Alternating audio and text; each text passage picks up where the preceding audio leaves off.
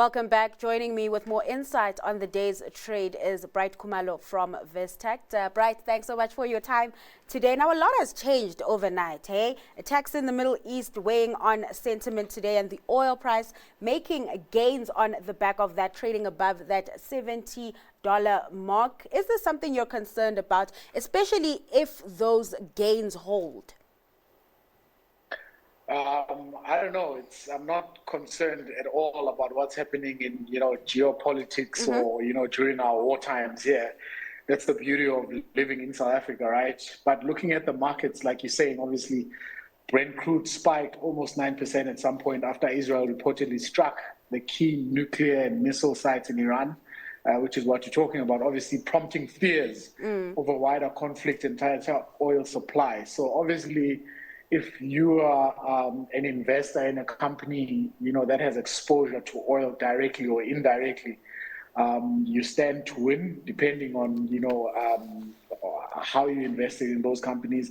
I think we're going to talk about one now. But yeah, Iran did confirm that the loss of military and scientific personnel, and they vowed retaliation, which, begs the question, is there going to be another escalation in that part? Obviously, started by Israel. So let's see.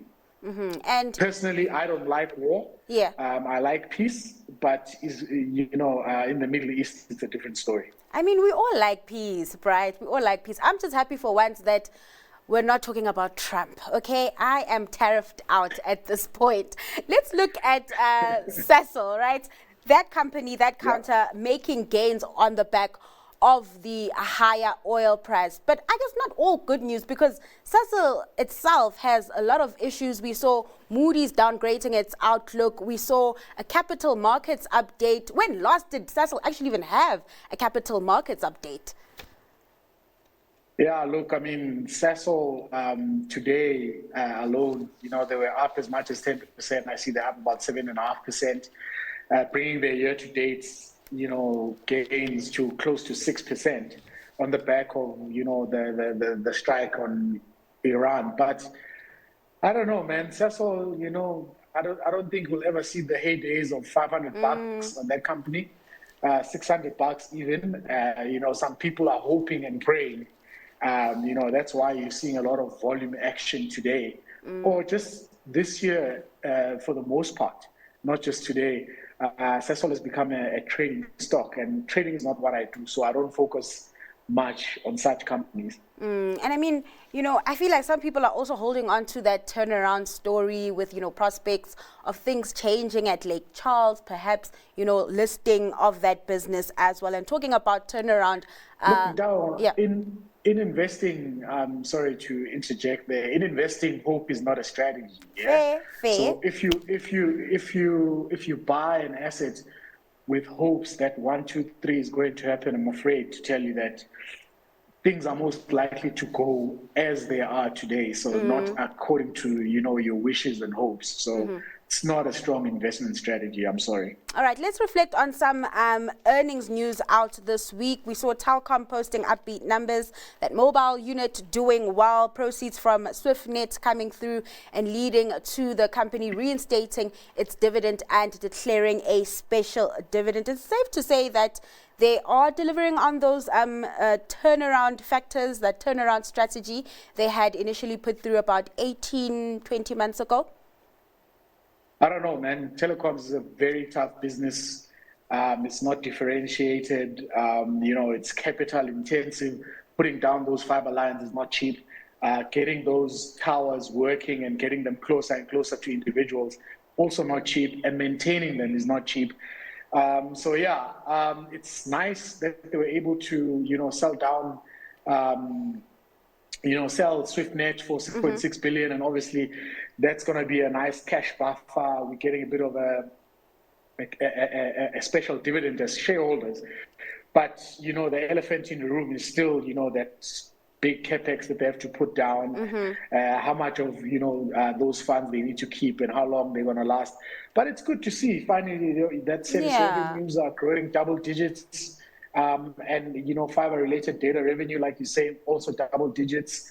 But I mean, it's a very tough environment to be in. We'll talk about another telecom just now which has problems in Nigeria. So, Yeah. I mean, I don't know, man. It's no longer the early 2000s where anything you touched in telecom, became gold. We're far beyond that. It's a war of attrition at this point. All right. So, do you like MTN then? I mean, we talk about those issues that are playing out in Nigeria, but they seem to have a handle on that. We also got news earlier this week that its BEE vehicle, Zakhele Futhi, raised about 300 billion rands through an accelerated book build. Yeah, look, my only exposure, on MTN was through MTN's Zakhele Futhi, and now that's, almost after 8 years, that scheme is finally being unwound. They're going to be selling down all of their shares at around 3 billion rands, or 128 rands per share. And we know that at some level above, $100, it's extremely profitable. So I don't know. I don't know if it's going to have been worth the 8 years, because with, the proceeds that they put, that they're going to get from selling, up to 3 billion of their shares, they still have to, pay down, cover taxes, admin costs, and the likes. So hopefully there's, something for us shareholders there. But when you look at the, the larger group, MTN, I still think, Nigeria stinks, and it's hard to get money out of Nigeria. It's proven to be a very, very difficult task. You can't just, like a normal business anywhere in the world, and say, look, I don't know, our head office is in Dubai. I see we're sitting on, 30 billion rand or whatever, 30 billion nairas, or I don't know, in cash there, and we want to take all of it. It's impossible. You're never going to get the exchange rate. I don't know, man. It's an interesting conundrum, because it's, on the one hand, you're the leading telecom, you're profitable, you're working with, people on the ground to make sure that business continues to be successful.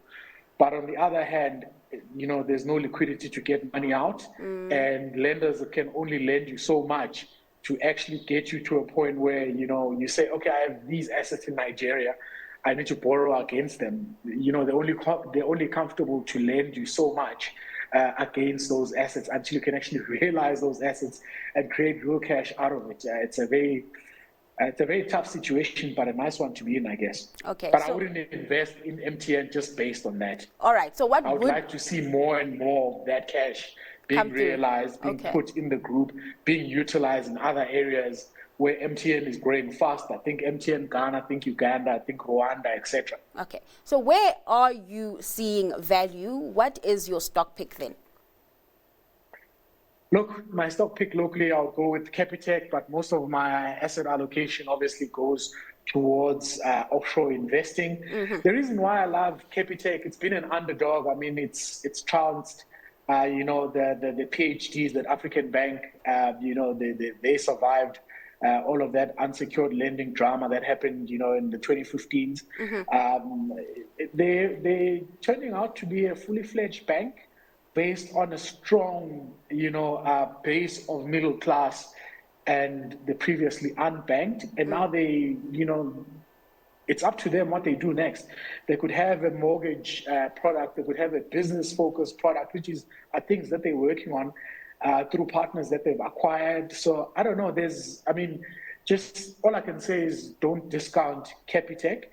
Management has proven themselves to be quite good executors. So.